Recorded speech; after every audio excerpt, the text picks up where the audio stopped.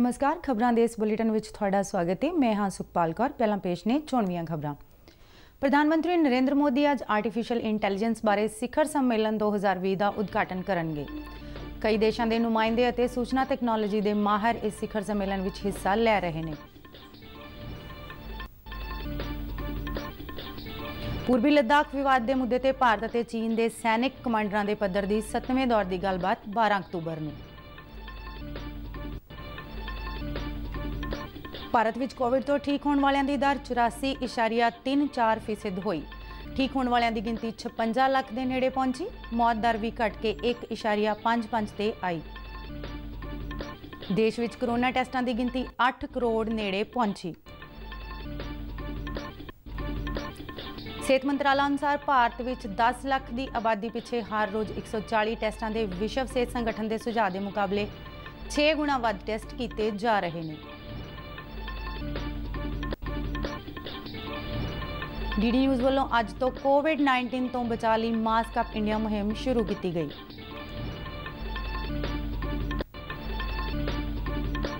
JEE advance के नतीजों का ऐलान। पुणे के चिराग फिलौर ने पहला स्थान हासिल किया। घट गिनती मामलों बारे केंद्रीय मंत्री मुख्तार अब्बास नकवी ने कहा है कि खेती सुधार कानून न सिर्फ विचोलियां खत्म करेंगे बल्कि किसानों की खेती पैदावार लिए बेहतर मुल की गारंटी भी ने। ते हुण खबरां विस्तार नाल। प्रधानमंत्री नरेंद्र मोदी अज समाजिक शक्तिकरण 2020 लिए जवाब दे आर्टिफिशियल इंटैलीजेंस सिखर सम्मेलन ते रेस 2020 का उद्घाटन करेंगे। केंद्रीय इलैक्ट्रॉनिक्स ते सूचना तकनोलॉजी और नीति आयोग वालों इस सिखर सम्मेलन का वर्चुअल तौर पर आयोजन किया जा रहा है।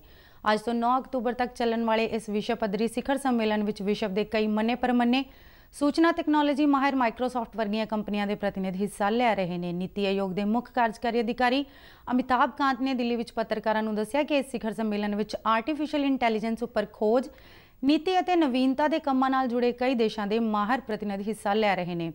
इलैक्ट्रॉनिक्स ते सूचना तकनोलॉजी मंत्रालय के सकत्तर अजय प्रकाश सानी ने कहा कि भारत को आर्टिफिशियल इंटैलीजेंस लिए तैयार कारजबल बनाने की काबलियत ते संस्थागत समर्था है, जिस नाल समाजिक मुद्दों को हल करने में मदद मिलेगी।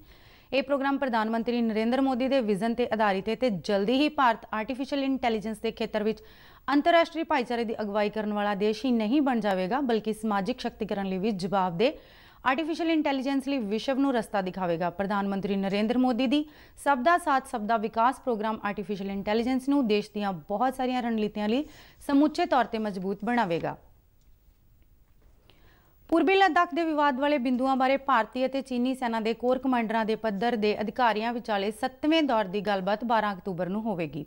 सरकारी सूत्रों अनुसार इस गलबात दौरान दोहां धिरां वालों शांति और स्थिरता बनाई रखने लिए जमीनी पद्धर ते किसी भी तरह की ताज़ा तनाव पैदा करने वाली कार्रवाई तो बचने लिए हर संभव पहलकदमी बारे सहमति प्रगटाई जाने की उम्मीद है, क्योंकि अगले 4 महीनों दौरान इस खेत्र में पैण वाली सख्त ठंड कारण दोहां देशों के सैनिकों को भारी मुश्किलों का सामना करना पै सकता है।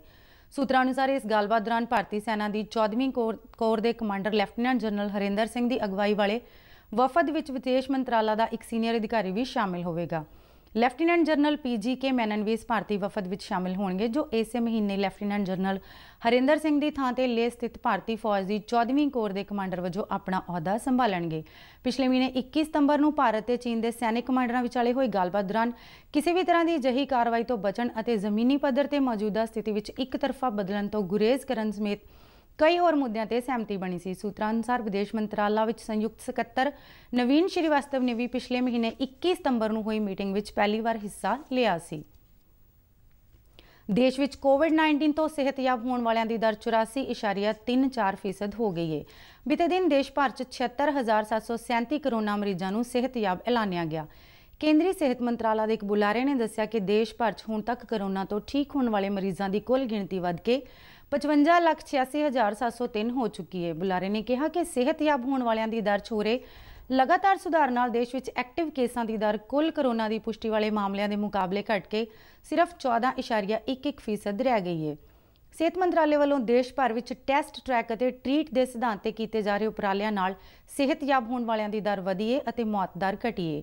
भारत इस वेले कोरोना महामारी नाल मरण वालों की दर 1.65 5.5% ਰਹਿ ਗਈ ਹੈ। ਪਿਛਲੇ 24 ਘੰਟਿਆਂ ਦੌਰਾਨ ਇਸ ਮਹਾਮਾਰੀ ਨਾਲ 903 ਮੌਤਾਂ ਹੋਈਆਂ ਨੇ, ਜਿਸ ਨਾਲ ਦੇਸ਼ ਵਿੱਚ ਮਰਨ ਵਾਲਿਆਂ ਦੀ ਕੁੱਲ ਗਿਣਤੀ 1,02,685 ਹੋ ਗਈ ਹੈ। ਦੇਸ਼ ਵਿੱਚ ਇਸ ਵੇਲੇ ਕੁੱਲ ਕੋਰੋਨਾ ਐਕਟਿਵ ਮਾਮਲੇ 9,34,427 ਨੇ। ਉਂਝ ਹੁਣ ਤੱਕ ਦੇਸ਼ ਵਿੱਚ ਕੁੱਲ 66,23,815 ਕੋਰੋਨਾ ਮਾਮਲਿਆਂ ਦੀ ਪੁਸ਼ਟੀ ਹੋ ਚੁੱਕੀ ਹੈ। ਦੂਜੇ ਪਾਸੇ ICMR ਦੇ ਇੱਕ ਬੁਲਾਰੇ ਨੇ ਨਵੀਂ ਦਿੱਲੀ ਵਿੱਚ ਦੱਸਿਆ ਕਿ ਦੇਸ਼ 'ਚ 4 ਅਕਤੂਬਰ ਤੱਕ 7,99,82,394 ਨਮੂਨਿਆਂ ਦੀ ਜਾਂਚ ਕੀਤੀ ਗਈ, ਜਿਨ੍ਹਾਂ ਵਿੱਚੋਂ 9,99,860 ਨਮੂਨਿਆਂ ਦੀ ਜਾਂਚ ਬੀਤੇ ਇੱਕੋ ਦਿਨ ਵਿੱਚ ਕੀਤੀ ਗਈ ਹੈ। ਭਾਰਤ ਨੇ ਕੋਰੋਨਾ ਵਾਇਰਸ ਦੇ ਟੈਸਟਾਂ ਲਈ 10 ਲੱਖ ਦੀ ਆਬਾਦੀ ਪਿੱਛੇ ਪ੍ਰਤੀਦਿਨ 140 ਟੈਸਟ ਰੋਜ਼ਾਨਾ ਕੀਤੇ ਜਾਣ ਦਾ ਟੀਚਾ ਨਾ ਸਿਰਫ ਪਾਰ ਕਰ ਲਿਆ ਹੈ, ਬਲਕਿ ਇਸ ਟੀਚੇ ਤੋਂ ਤਕਰੀਬਨ 6 ਗੁਣਾ ਵੱਧ ਟੈਸਟ ਪ੍ਰਤੀਦਿਨ ਕੀਤੇ ਜਾ ਰਹੇ ਨੇ। ਕੇਂਦਰੀ ਸਿਹਤ ਮੰਤਰਾਲਾ ਨੇ ਟਵੀਟ ਕਰਕੇ ਕਿਹਾ ਹੈ ਕਿ ਵਿਸ਼ਵ ਸਿਹਤ ਸੰਗਠਨ ਨੇ ਸੁਝਾਅ ਦਿੱਤਾ ਸੀ ਕਿ ਹਰ ਦੇਸ਼ ਨੂੰ 10 ਲੱਖ ਦੀ ਆਬਾਦੀ ਪਿੱਛੇ ਹਰ ਰੋਜ਼ 140 ਟੈਸਟ ਕਰਨੇ ਚਾਹੀਦੇ ਨੇ ਤਾਂ ਜੋ ਕੋਰੋਨਾ ਵਾਇਰਸ ਦੇ ਮਰੀਜ਼ਾਂ ਬਾਰੇ ਪਤਾ ਲੱਗ ਸਕੇ। ਭਾਰਤ ਨੇ ਕੋਰੋਨਾ ਵਾਇਰਸ ਨਾਲ ਨਜਿੱਠਣ ਲਈ ਤੈਅ ਕੀਤੀ ਗਈ ਰਣਨੀਤੀ ਅਤੇ ਦਿਸ਼ਾ ਨਿਰਦੇਸ਼ਾਂ ਤੇ ਚੱਲਦਿਆਂ 140 ਟੈਸਟ ਪ੍ਰਤੀਦਿਨ ਸੁਝਾਏ ਗਏ ਅੰਕੜਿਆਂ ਤੋਂ ਤਕਰੀਬਨ 6 ਗੁਣਾ ਵੱਧ ਟੈਸਟ ਕੀਤੇ ਨੇ। ਮੰਤਰਾਲਾ ਨੇ ਕਿਹਾ ਹੈ ਕਿ ਕਈ ਸੂਬਿਆਂ ਤੇ ਕੇਂਦਰ ਸ਼ਾਸਿਤ ਪ੍ਰਦੇਸ਼ਾਂ ਨੇ ਟੈਸਟਾਂ ਦੀ ਰਾਸ਼ਟਰੀ ਔਸਤ ਤੋਂ ਵੀ ਬਿਹਤਰ ਕਾਰਗੁਜ਼ਾਰੀ ਦਾ ਪ੍ਰਦਰਸ਼ਨ ਕੀਤਾ ਹੈ। ਵਿਸ਼ਵ ਸਿਹਤ ਸੰਗਠਨ ਨੇ ਕੋਵਿਡ ਮਹਾਮਾਰੀ ਨਾਲ ਨਜਿੱਠਣ ਲਈ ਸ਼ੱਕੀ ਮਾਮਲਿਆਂ ਦੀ ਵਿਆਪਕ ਪੱਧਰ ਤੇ ਚੌਕਸੀ ਰੱਖਣ ਅਤੇ ਸਮਾਜਿਕ ਦੂਰੀ ਬਣਾਈ ਰੱਖਣ ਦੇ ਨਾਲ-ਨਾਲ ਮਾਸਕ ਪਾਉਣ ਦੇ ਉਪਰਾਲਿਆਂ ਤੇ ਜ਼ੋਰ ਦਿੱਤਾ ਸੀ ਤਾਂ ਜੋ ਮਹਾਮਾਰੀ ਦੇ ਕਹਿਰ ਨੂੰ ਘੱਟ ਕੀਤਾ ਜਾ ਸਕੇ। ਕੋਵਿਡ-19 ਮਹਾਮਾਰੀ ਦਾ ਪ੍ਰਕੋਪ ਰੁਕਣ ਦਾ ਨਾਂ ਨਹੀਂ ਲੈ ਰਿਹਾ। ਪੂਰੇ ਵਿਸ਼ਵ ਵਿੱਚ ਕੋਰੋਨਾ ਦੀ ਵੈਕਸੀਨ ਦੇ ਪ੍ਰਯੋਗ ਜਾਰੀ ਨੇ। ਅਜਿਹੇ ਮਾਹੌਲ ਵਿੱਚ ਸਮਾਜਿਕ ਦੂਰੀ ਬਣਾ ਕੇ ਰੱਖਣਾ ਅਤੇ ਮਾਸਕ ਲਗਾਉਣਾ ਇੱਕੋ ਇੱਕ ਸਮਾਜਿਕ ਵੈਕਸੀਨ ਹੈ। DD ਨਿਊਜ਼ ਵੱਲੋਂ ਅੱਜ ਤੋਂ ਮਾਸਕ ਅਪ ਇੰਡੀਆ ਮੁਹਿੰਮ ਸ਼ੁਰੂ ਕੀਤੀ ਗਈ ਹੈ। ਪੇਸ਼ ਹੈ ਇੱਕ ਰਿਪੋਰਟ। ਵਿਸ਼ਵ ਮਹਾਮਾਰੀ ਕੋਵਿਡ-19 ਜਿਸ ਦਾ ਕਹਿਰ ਸਮੁੱਚੀ ਮਾਨਵ ਜਾਤੀ ਨੂੰ ਆਪਣੇ ਕਲਾਵੇ ਵਿੱਚ ਲੈ ਚੁੱਕਿਆ ਹੈ ਅਤੇ ਇਹ ਸਿਲਸਿਲਾ ਰੁਕਣ ਦਾ ਨਾਂ ਹੀ ਨਹੀਂ ਲੈ ਰਿਹਾ। ਕੋਰੋਨਾ ਦੀ ਪੁਸ਼ਟੀ ਵਾਲੇ ਲੋਕਾਂ ਦੀ ਸੰਖਿਆ ਦਿਨੋਂ ਦਿਨ ਵੱਧਦੀ ਜਾ ਰਹੀ ਹੈ। ਟੀਕਾ ਜਾਂ ਦਵਾਈ ਉਪਲਬਧ ਹੋਣ ਤੱਕ ਕੋਰੋਨਾ ਮਹਾਮਾਰੀ ਖਿਲਾਫ ਮਨੁੱਖਤਾ ਦੀ ਜੰਗ ਜਾਰੀ ਹੈ। ਅਜਿਹੇ ਸਮੇਂ ਸਭ ਤੋਂ ਜ਼ਰੂਰੀ ਹੈ ਸਾਵਧਾਨੀ ਅਤੇ ਬਚਾਅ। ਫੇਸ ਮਾਸਕ ਕੋਰੋਨਾ ਤੋਂ ਰੋਕਥਾਮ ਦਾ ਸਭ ਤੋਂ ਪ੍ਰਭਾਵਸ਼ਾਲੀ ਤਰੀਕਾ ਸਾਬਤ ਹੋਇਆ ਹੈ। ਵਿਸ਼ਵ ਸਿਹਤ ਸੰਗਠਨ ਅਤੇ ਮਾਹਰਾਂ ਦੀ ਖੋਜ ਦਾ ਵੀ ਇਹੋ ਨਤੀਜਾ ਹੈ ਕਿ ਮਾਸਕ ਨਾਲ ਮੂੰਹ ਅਤੇ ਨੱਕ ਨੂੰ ਚੰਗੀ ਤਰ੍ਹਾਂ ਢੱਕ ਕੇ ਕੋਰੋਨਾ ਲਾਗ ਨੂੰ ਘੱਟ ਕੀਤਾ ਜਾ ਸਕਦਾ ਹੈ। बिना मास्क या फेस कवर के घर से बाहर निकलने की अभी कल्पना करना भी सही नहीं है। ये जितना खुद उस व्यक्ति के लिए खतरनाक है उतना ही उसके आसपास के लोगों के लिए भी। कोरोना तो बचा लई मास्क पाउण दे नाल ही ये भी जरूरी है कि मास्क नूं सही तरीके नाल पाया जावे। बहुत लोग मास्क नाल नक अते मूँह नूं सही ढंग नाल नहीं ढकदे, जिस नाल लाग दा खतरा बनिया रहिंदा है। तुसीं भी DD न्यूज़ की खास मुहिम मास्क अप इंडिया नाल जुड़ो। मास्क पाओ अते अपने मूँह अते नक नूं चंगी तरह ढको। अपने परिवार के मैंबरां अते दोस्तां नूं मास्क पाउण लई कहो। कोरोना नूं हराउणा है, मास्क जरूर लगाउणा है। Mask up India. Mask up India. Mask up India. Mask up India.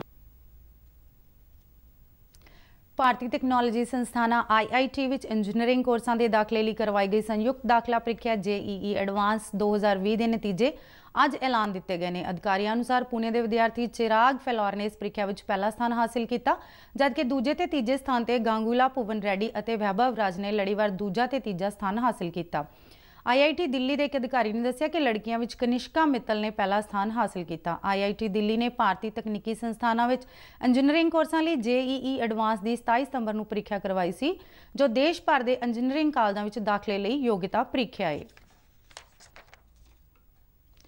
ਘੱਟ ਗਿਣਤੀ ਮਾਮਲਿਆਂ ਬਾਰੇ ਕੇਂਦਰੀ ਮੰਤਰੀ ਮੁਖਤਾਰ ਅਬਾਸ ਨਕਵੀ ਨੇ ਕਿਹਾ ਹੈ ਕਿ ਖੇਤੀ ਸੁਧਾਰ ਕਾਨੂੰਨ ਨਾ ਸਿਰਫ ਵਿਚੋਲਿਆਂ ਨੂੰ ਖਤਮ ਕਰਨਗੇ, ਬਲਕਿ ਕਿਸਾਨਾਂ ਦੀ ਪੈਦਾਵਾਰ ਲਈ ਬਿਹਤਰ ਮੁੱਲ ਦੀ ਗਰੰਟੀ ਵੀ ਦੇਣਗੇ। ਉੱਤਰ ਪ੍ਰਦੇਸ਼ ਦੇ ਬਰੇਲੀ ਅਤੇ ਰਾਮਪੁਰ ਜ਼ਿਲ੍ਹਿਆਂ ਵਿੱਚ ਕਿਸਾਨ ਚੌਪਾਲਾਂ ਨੂੰ ਸੰਬੋਧਨ ਕਰਦੇ ਉਹਨਾਂ ਕਿਹਾ ਕਿ ਵਿਰੋਧੀ ਪਾਰਟੀਆਂ ਵੱਲੋਂ ਖੇਤੀ ਸੁਧਾਰ ਕਾਨੂੰਨਾਂ ਦੇ ਮੁੱਦੇ ਤੇ ਕਿਸਾਨਾਂ ਵਿੱਚ ਡਰ ਅਤੇ ਪਰੇਸ਼ਾਨੀ ਪੈਦਾ ਕਰਨ ਦੀਆਂ ਕੋਸ਼ਿਸ਼ਾਂ ਕੀਤੀਆਂ ਜਾ ਰਹੀਆਂ ਨੇ। ਉਹਨਾਂ ਕਿਹਾ ਕਿ ਇਹਨਾਂ ਕਾਨੂੰਨਾਂ ਨਾਲ ਕਿਸਾਨ ਨੂੰ ਆਪਣੀ ਫਸਲ ਦੇਸ਼ ਦੇ ਕਿਸੇ ਵੀ ਹਿੱਸੇ ਵਿੱਚ ਅਤੇ ਬਿਹਤਰ ਮੁੱਲ ਤੇ ਵੇਚ ਸਕਣਗੇ। ਉਹਨਾਂ ਕਿਹਾ ਕਿ ਇਹਨਾਂ ਕਾਨੂੰਨਾਂ ਨਾਲ ਖੇਤੀ ਸੈਕਟਰ ਨੂੰ ਆਧੁਨਿਕ ਟੈਕਨੋਲੋਜੀ ਦਾ ਲਾਭ ਹੋਵੇਗਾ ਅਤੇ ਕਿਸਾਨ ਤਾਕਤਵਰ ਬਣਨਗੇ। ਉਹਨਾਂ ਕਿਹਾ ਕਿ ਪ੍ਰਧਾਨ ਮੰਤਰੀ ਨਰਿੰਦਰ ਮੋਦੀ ਦੇਸ਼ ਦੇ ਪਿੰਡਾਂ ਅਤੇ ਕਿਸਾਨਾਂ ਦੀ ਭਲਾਈ ਲਈ ਵਚਨਬੱਧ ਨੇ ਅਤੇ ਸਰਕਾਰ ਨੇ ਪ੍ਰਧਾਨ ਮੰਤਰੀ ਕਿਸਾਨ ਸਨਮਾਨ ਨਿਧੀ ਰਾਹੀਂ 92,000 ਕਰੋੜ ਰੁਪਏ ਦਿੱਤੇ ਨੇ। ਇਸ ਦੇ ਨਾਲ ਹੀ ਖਬਰਾਂ ਦਾ ਇਹ ਬੁਲੇਟਿਨ ਸਮਾਪਤ ਹੁੰਦਾ ਹੈ। ਆਗਿਆ ਦਿਓ। ਨਮਸਕਾਰ।